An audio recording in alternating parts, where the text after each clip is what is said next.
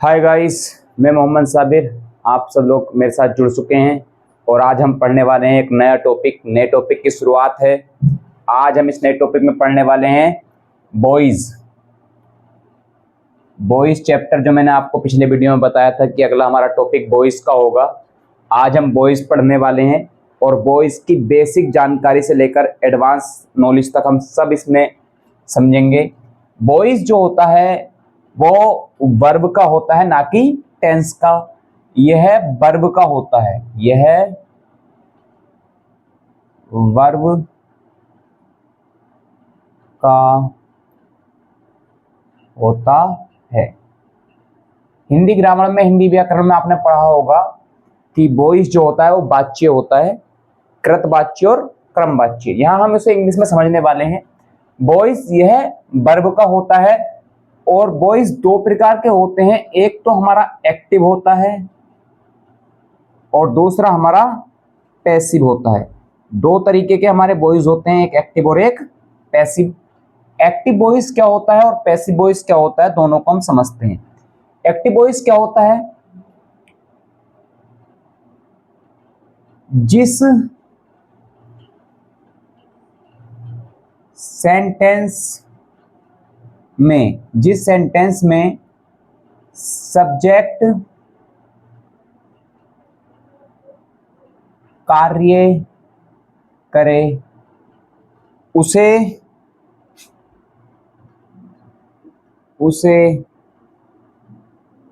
Active boys कहते हैं। जिस सेंटेंस में सब्जेक्ट काम करता है उसको एक्टिव बॉयज कहते हैं। और जिस सेंटेंस में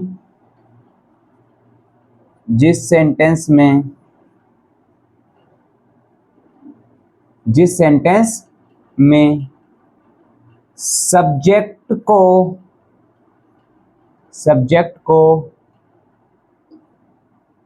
किया जाए उसे पैसिव वॉइस कहते हैं। पैसिव वॉइस कहते हैं। अब ये सब्जेक्ट क्या होता है? सब्जेक्ट जो होता है वो वाक्य का वह भाग होता है जिसके बारे में हम चर्चा कर रहे होते हैं। एक तो ये हो गई। दूसरी इसकी पहचान ये है कि जो वाक्य में क्रिया को करता है उसी को हम सब्जेक्ट कहते हैं। तो सब्जेक्ट के हमारे पास दो आइडेंटिटी हैं। एक तो ये कि जो वाक्य में कार्य करे वह सब्जेक्ट है, या फिर जिसकी वाक्य में चर्चा हो वो है सब्जेक्ट है। अब एक्टिव में हमने ये समझा था कि जब सब्जेक्ट कार्य को करे तो उसको एक्टिव कहते हैं, और जिस सेंटेंस में सब्जेक्ट को किया जाए, सब्जेक्ट कार्य ना करे बल्कि सब्जेक्ट को किया जाए, उसे पैसिव कहते हैं। एक दो एग्जांपल करके समझते हैं। कहते हैं, ऊपर वाले में कहते हैं नहीं लिखा था, लिख लेते हैं। एग्जांपल से समझते हैं। यहां मैं एक एग्जांपल लिखूंगा फिर उसे समझेंगे। ही एट मैंगोज। एक एग्जांपल ये हुआ, ही इज प्लेइंग हॉकी। एक एग्जांपल ये हुआ, एक एग्जांपल वो लिखते हैं, दे आर प्लॉगिंग फील्ड। एक एग्जांपल ये हुआ। इन तीन एग्जांपल को हमने समझा। अब हमने यहाँ लिख तो लिया है इन एग्जांपल्स को, लेकिन यहाँ हम कैसे पता लगाएं कि सब्जेक्ट कार्य कर रहा है या नहीं? इसके लिए हमें सबसे पहले वाक्य के मीनिंग को समझना पड़ेगा, तब जाकर हम एक अनुमान लगा पाएंगे। ही वह एट खाता था मैंगोस आम। वह आम खाता था या फिर उसने आम खाया। He is playing hockey. वह हॉकी खेल रहा है। They are ploughing field. वे खेत जोत रहे हैं। यहां हमने देखा कि वह आम खाता था। यहां वह काम कर रहा है, तो ये सब्जेक्ट है, यानी कि सब्जेक्ट ने काम किया, एक्टिव। ऐसे ही नीचे वाले सेंटेंस समझेंगे। यहां मैं समझाना क्या चाह रहा हूं आपको? मैं ये समझाना चाह रहा हूं आपको, यदि आप ये अर्थ निकालकर अनुमान लगाना चाहें कि सेंटेंस एक्टिव है या पैसिव, तो ये मुश्किल काम है। इसके लिए हम टेक्निकलिटीज को समझेंगे कि इसके अंदर टेक्निकलिटीज क्या हैं। देखिए, एक्टिव और पैसिव की जो पहचान होती है वो टेक्निकल पहचान है, उस पहचान को समझेंगे। पहले पैसिव को समझ लेते हैं कि पैसिव सेंटेंस किस प्रकार के होते हैं। एक सेंटेंस है मैंगोज आर ईटन। एक और एग्जांपल लिखते हैं, फील्ड इज प्लोग्ड, फील्ड इज प्लोग्ड। ये हमारे पास दो एग्जांपल आए, हमने इन दोनों एग्जांपल को लिखा। अब यहां हम समझेंगे कि एक्टिव सेंटेंस कैसा होता है और पैसिव सेंटेंस कैसा होता है। यहां देखना, आप थोड़ी सी पहचान बताता हूं। देखिए, पैसिव सेंटेंस की जो हमारे पास आइडेंटिटी है, पहचान है, टेक्निकलिटीज, पहचान क्या है टेक्निकल, वो ये है कि एक्टिव सेंटेंस होने के लिए, पैसिव होने के लिए बी फॉर्म का और वर्ब की थर्ड फॉर्म का होना जरूरी है। यदि सेंटेंस में बी फॉर्म है और वर्ब की थर्ड फॉर्म है तो सेंटेंस पैसिव होगा, नहीं तो सेंटेंस पैसिव नहीं होगा। तो बी फॉर्म होनी चाहिए और थर्ड फॉर्म होनी चाहिए। अब बी फॉर्म कौन कौन सी होती हैं? बी फॉर्म कई सारे होते हैं, लिख लेते हैं उनको। इज, एम और आर, तीन बी फॉर्म ये हुई। ऐसे ही बास और बर, दो ये आ जाती हैं, पांच हुई। अब बी फॉर्म के ही रूप होते हैं, जैसे बी की एक आईएनजी फॉर्म जिसे जिरंड फॉर्म कहते हैं, बीइंग हो गई, और इसी की थर्ड फॉर्म बीन हो जाएगी। ये हमारे पास बी और 5 और 6 यानी कि 2 8, हमारे पास बी की 8 फॉर्म है। ये 8 फॉर्म के बाद अगर थर्ड फॉर्म आ जाए तो सेंटेंस पैसिव है। उसका अर्थ निकालते समय हम सब्जेक्ट को करेंगे। जैसे कि हाँ, मैं आपको बताता हूं कौन सा सेंटेंस एक्टिव और कौन से पैसिव है। क्या इस सेंटेंस में कोई बी फॉर्म है? नहीं, ये सेंटेंस एक्टिव है। इस सेंटेंस में बी फॉर्म है? बी फॉर्म तो है, क्या थर्ड फॉर्म है? आईएनजी फॉर्म है, यानी कि फोर्थ फॉर्म है। ये सेंटेंस एक्टिव है ना कि पैसिव। इस सेंटेंस में भी बी फॉर्म है, लेकिन आगे वर्ब की फॉर्म आईएनजी है, इसीलिए ये सेंटेंस भी एक्टिव है। नीचे आएंगे, नीचे बी फॉर्म है और साथ ही साथ वर्ब की थर्ड फॉर्म भी है, ये सेंटेंस पैसिव है। यहाँ बी की बी फॉर्म है और आगे भी थर्ड फॉर्म है, ये सेंटेंस भी पैसिव है। इस तरीके से एक्टिव और पैसिव सेंटेंस की आप पहचान कर सकते हैं। और मैंने आपको पहले ही बता दिया है कि ये वर्ब का वॉइस होता है, ना कि सेंटेंस का। तो आप ये पहचान सकते हैं कि हमारी वर्ब एक्टिव है या पैसिव है। पैसिव होने की शर्त ये है कि बी फॉर्म के बाद थर्ड फॉर्म होना जरूरी है। ये हमने भी वॉइस की बेसिक नॉलेज को जाना है, ये कुछ बेसिक जानकारी है।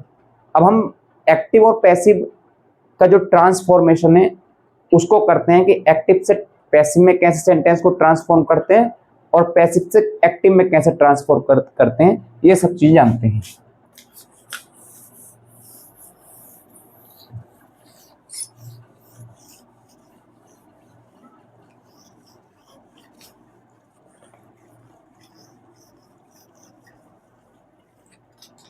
देखिए, एक्टिव से पैसिव बनाने के हम कुछ नियम लिखेंगे, कुछ रूल्स लिखेंगे, और उन्हीं रूल्स के आधार पर हम एक्टिव से सेंटेंस को पैसिव बनाएंगे।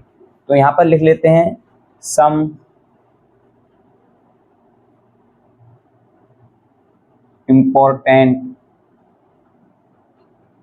पॉइंट्स। ये सम इंपॉर्टेंट पॉइंट्स किस चीज के हैं?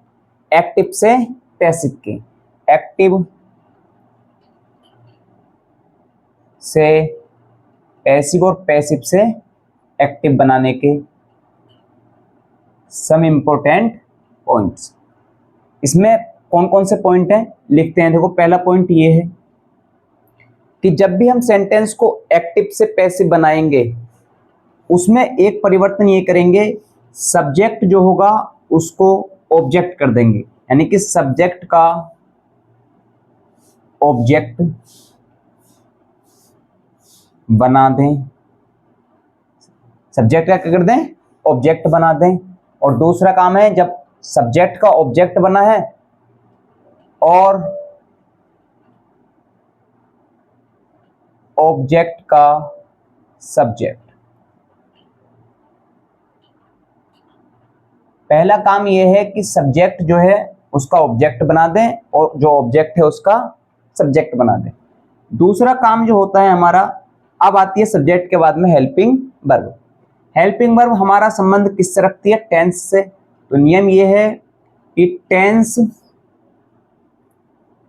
और टाइप नहीं बदलते, यानी कि टेंस और टाइप को बदलना नहीं है। ये अब चीज क्या है टेंस और टाइप? यदि सेंटेंस हमारा एक्टिव है और वो प्रेजेंट इंडेफिनिट का है, तो पैसिव बनाते वक्त हम उसको प्रेजेंट इंडेफिनिट में ही रखेंगे। ये होता है हमारा टेंस को ना बदलना। तीसरा नियम ये है, हमेशा वर्ब की थर्ड फॉर्म का प्रयोग करें। जब वर्ब की बात आएगी, वर्ब लगाने की, सब्जेक्ट हेल्पिंग वर्ब के बाद वर्ब, तो वर्ब लगाने की बात आएगी तो वहां पर हमेशा थर्ड फॉर्म का प्रयोग करें। फोर्थ नियम यह है, अधिकांश जगह ऑब्जेक्ट से पहले बाय लगा दें। यानी कि जब हम सब्जेक्ट का ऑब्जेक्ट बनाएंगे तो उससे पहले अधिकांश जगह हम क्या करेंगे, बाय लगा देंगे। ये हमारे कुछ बेसिक से पॉइंट हैं, इन्हीं को हम यूज कर एक्टिव से पैसिव बनाएंगे। देखो मैं एक एग्जांपल के तौर पर आपको समझाता हूं करना कैसे है। ही इज प्लेइंग हॉकी, यही सेंटेंस हमने समझा था एक्टिव में और पैसिव में, जब हमने इसका बेसिक फॉर्म समझा था। इसका पैसिव बनाना कैसे है? पैसिव बनाने के कुछ पॉइंट हैं हमारे पास। सबसे पहला पॉइंट ये है, सब्जेक्ट को ऑब्जेक्ट और ऑब्जेक्ट को सब्जेक्ट बना देंगे। ऑब्जेक्ट क्या है, हॉकी, इसको सब्जेक्ट बनाया, और जो हमारा सब्जेक्ट है ही, इसको ऑब्जेक्ट बनाया, तो इसका ऑब्जेक्टिव केस हिम हो जाएगा। अधिकांश जगह इससे पहले वाई लगाना है, वाई भी लगा दिया है। ये मैं आपको जो टेक्निकलिटीज है उसके आधार पर सिखा रहा हूं, ऐसा नहीं कि इसी तरीके से चलेंगे, हम सीखेंगे ऐसे ही जैसे हम सीखते आ रहे हैं, बस थोड़ा सा देखना है। देखिए इज हमको बता रहा है कि सेंटेंस हमारा प्रेजेंट का है, और प्लेइंग ये बता रहा है कि सेंटेंस कॉन्टिन्यूअस है। ये सेंटेंस हमारा प्रेजेंट कॉन्टिन्यूअस है और अफर्मेटिव है, तो अफर्मेटिव ही रखना है। हेल्पिंग वर्ब प्रेजेंट कॉन्टिन्यूअस में इज एम आर बीइंग होती है, ओके सिंगुलर के हिसाब से इज, और बाकी बची हुई हेल्पिंग वर्ब बीइंग लगा दी। वर्ब की हमेशा थर्ड फॉर्म लगानी है, थर्ड फॉर्म भी लगा दी। हमारा पैसिव बनकर तैयार हुआ। इसको मिटाकर दोबारा लिखते हैं, प्लेड और ऑब्जेक्ट से पहले हिम लगाया था। यहां मैंने आपको क्या समझाया, ऑब्जेक्ट का सब्जेक्ट किया था, सब्जेक्ट का ऑब्जेक्ट, ऑब्जेक्ट से पहले वाई लगाने का एक नियम है, उसको भी लगा दिया है। वर्ब की हमेशा थर्ड फॉर्म लगानी है, वो भी लगा दी है हमने।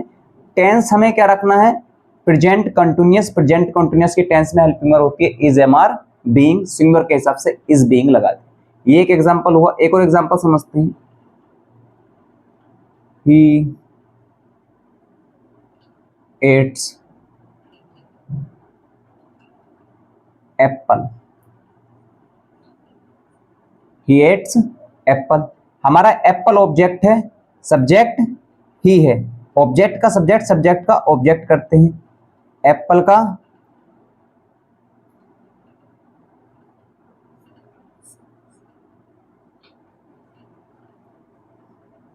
एप्पल हमारा सब्जेक्ट बना। अब ये प्रेजेंट इंडेफिनिट का अफर्मेटिव है, इसमें helping verb is am are होती है सिंगुलर के साथ इज। अब वर्ब आएगी, वर्ब की हमेशा थर्ड फॉर्म, ऑब्जेक्ट से पहले वाई और ही का हिम। इस तरीके से हम सेंटेंस बनाएंगे, और ये हमारे कुछ बेसिक से रूल्स हैं। अभी हमारे लिए ये ग्रामर के ही हैं, लेकिन हमने कुछ आपको थोड़े बेसिक से रूल बताए हैं, और कल से हम प्रॉपर एक क्लास शुरू करेंगे, इसकी क्रम वाई पढ़ते चलेंगे। प्रेजेंट इंडेफिनिट के पैसिव, प्रेजेंट कंटिन्यूअस के पैसिव, प्रेजेंट परफेक्ट के पैसिव, और इसी तरीके से इस टॉपिक को हम कंप्लीट करने वाले हैं। जो भी इस टॉपिक को पढ़ना चाहते हैं, अच्छे से समझना चाहते हैं, वो हमारे साथ डेली जुड़ें, और इस तरीके की बेसिक इंफॉर्मेशन हर एक टॉपिक के बारे में लें। और साथ ही साथ हमारे इस चैनल को सब्सक्राइब करें, लाइक करें और शेयर भी करें अपने साथियों के साथ, ताकि वो भी इस सब वीडियो का लाभ ले सकें। धन्यवाद, आपने हमारा वीडियो देखा। Thank you.